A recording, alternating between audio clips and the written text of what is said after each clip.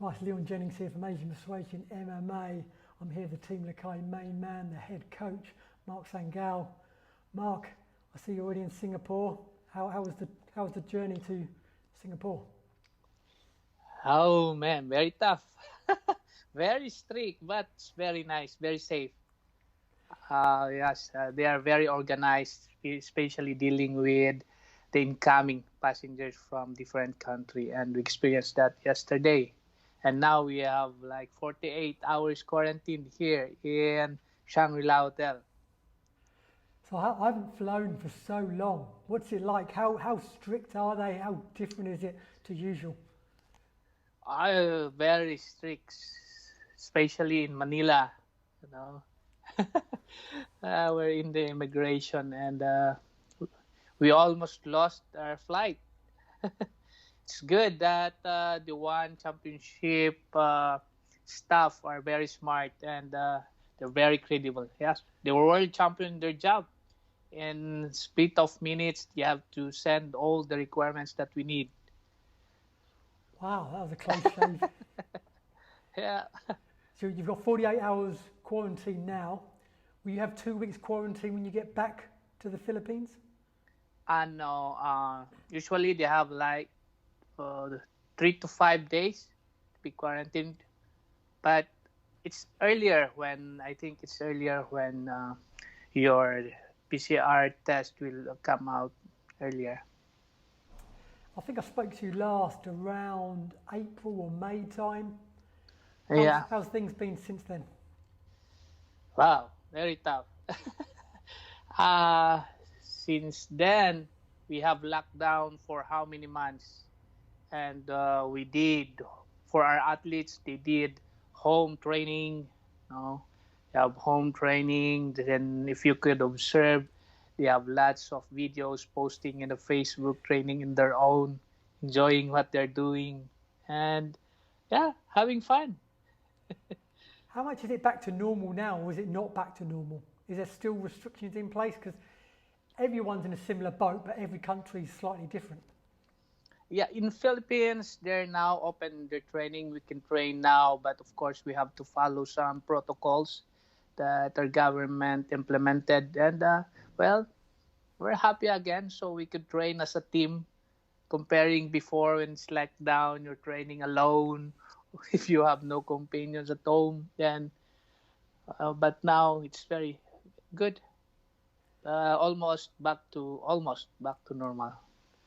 How's Edward's training camp been? Has it been fairly normal compared to usual, or have you had to make some adaptations? For Edward, he's been training for the last like 2 months. We're back in his training camp, and yeah, he's doing good. He has a good training camp for the last few months. And usually, when a Team Lakay athlete is on the card, you turn up in force. I guess there's a smaller team. Is it just yourself in Singapore with Edward? Yep. I'm sorry. Is it just yourself with Edward in Singapore? Yep, because they only allowed one per athlete. Wow. So, yeah, 1:1. Wow. And Chatri recently said that obviously we've got this Singapore cards this month. He's hoping to have international cards outside of Singapore as well. Do you think we might see a card in Manila before the end of the year?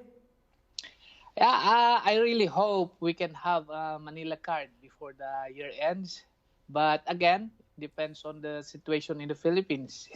If they can also think good strategy and handling event like one did here in Singapore and Thailand. But for right now, the most important thing is not but the safety of our athletes, of officials, and of all people working behind one, and all of us, of course. It sounds like one putting in big safety measures in Singapore, as with the government. I guess at a time like this, it's not just down to one; it's down to the government. So it'd be down to the government in the Philippines. Yeah. How much have you Correct. enjoyed seeing one championship back? Obviously, we had the 6 cards in Bangkok. We've had the 2, I think, now in Singapore. Has it been good to see one back for you?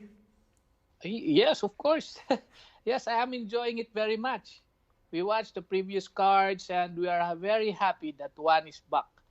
Also, watching the previous matches, we can see some possible athletes that Team Lakay athletes might face. We could see how they play, I analyze and looking at their fights, then we'll see. We'll see on the future. Has that been a positive? Obviously, usually when there's a negative, there's a positive. Have you spent more time studying potential opponents? Yep. I'm like studying, analyzing some potential opponents for our athletes, uh, like like Rhys McLaren. He's now looking for an opponent in Team Lakay. It's like choosing again a rematch for Danny Kingad or J.S. Eustaquio, and yeah, okay, let's get it on. Were you impressed with Rhys's performance? Obviously, he had a very close fight with Danny in the one flyweight Grand Prix. Yeah. I also like the attitude of McLaren. He's very good, intelligent athlete. If I'm watching, I watched his last fight and I'm impressed. He improved his striking. It's a fun, stacked division, that flyweight division. Yes. Perfect. Are you able to watch fights for fun, or are you always analysing and weighing things up? As a coach, I'm always analyzing, and I'm a naturally deep thinker, so I don't think I can watch as a mere fan. For me, entertainment comes second. My focus when I watch is to learn. Obviously, Edward's competing this weekend, but you've got a lot of athletes probably itching to get back in there. I'll sort of quickly talk about some of them quickly. Starting with Joshua, the champion. Do you think he's going to be fighting Yosuke Saruta next, obviously after he beat Yoshitaka Naito? Yeah, it's a big possibility that he will be facing again for the third time against Yusuke Saruta. And I told Joshua to prepare again, to prepare for fight against Yusuke. And Yusuke is a good champion. So our champion Team Lakay should prepare double time or 3 times. Well, you're 1-1 there. You're the kings of rematches, so and just trilogies as well. So that'll be a fun one to look forward to. Danny Kingad. I guess we're just talking about the flyweight division. Yeah. Is there any obvious opponents for Danny? For Danny, stuck. Yeah, very good division, the flyweight division. We have a lot of good opponents, So we're preparing for. I think Danny is on the third. We have Moraes, we have DJ, and we have Danny. So I told Danny, and I know I'm always looking at him as the next to be on top. But of course, you have to work really, really hard because that division is very tough. Will he wait for the winner of DJ and Moraes, or do you think he could take a fight before then? For now, I don't know for one, but for us, we're always there. We're always ready. Let Danny to prepare well. So if he needs to have more experience before going up, then be it. You have to be very prepared, 100% when he wants to get that title. How do you see the DJ Moraes fight going? I'm excited. I'm waiting for that. Yeah, we can see. We're just waiting for the decision, and I'm excited waiting for that fight. That would be entertaining, and I know those two athletes were very intelligent, not only on physically but mentally. Yeah, we're all waiting for that one. Yes. Some of the other guys, Kevin, any news on who or when he could be coming back? You mentioned last time I spoke to you, he'd be interested in challenging Martin for the featherweight title. But Kevin wants to fight the best. He wants to fight the best, and he wants to reclaim again the belt, the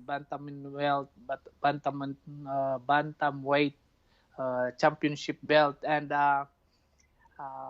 he told me that I want to fight the best in order again to be back on track. He's still, the fire is in him. We know how explosive when he fights, so I know he's very aggressive to get that belt again. And obviously, there's so many fun matchups for him at bantamweight if he does compete there. I mean, that top 5 on the flyweight division is really stacked. Yes. Then I just wanted to ask you as quickly as well, Gina. How's Gina? Obviously, she's pregnant. How is she? Yes, she's pregnant, and I think her or his baby will come out this November. So I'm waiting for that, and I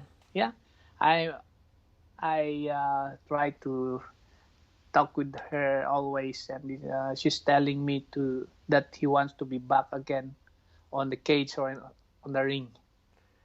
Brilliant. I guess the one atomweight Grand Prix would be a little bit too soon for her. Yeah, I think so. But we'll see what's the decision and of the one championship. If when will they do that Grand Prix atomweight? That's going to be a fun one. That's another really that could be a 16-woman Grand Prix. Really, there's so many women in that division now and growing. Wow. Yes, we have 2. We'll be waiting for that. Hope that the one championship will consider our 2 atomweight athletes, female athletes. Lastly, back to Edward. He's fighting Peter Burst. Not Peter, but Antonio Caruso. Antonio Caruso. What are your thoughts on him? Wow. Antonio Caruso is a multi-BJJ athlete, so we know what is his strong skills or where is his strong side. But I know you'll be giving pressure, Edward, for him to put on his advantage side. But Edward also, Edward prepared for this. We have a good plan. We'll see. Hopefully, Edward can execute perfectly this game plan so that he will be back on track, gaining again the lightweight championship belt. And we are in Singapore. This is where he claims his first belt before. Wow. He's had good success there. So obviously both of them are coming off defeats against Peter Burst, which is why Peter was in my head. What did you learn about Antonio in his fight with Peter? He's tough, but we saw also his weaknesses from that fight. We saw his we'll see. We have a good menu for him. We look forward to seeing that. Good luck Friday night, and we'll speak to you afterwards. Yes, thank you very much also. We'll see you again. Yeah, definitely. Brilliant. Thank you, Mark. All right. Thank you. Thank you, Leon. Thank you. Bye-bye. Bye-bye.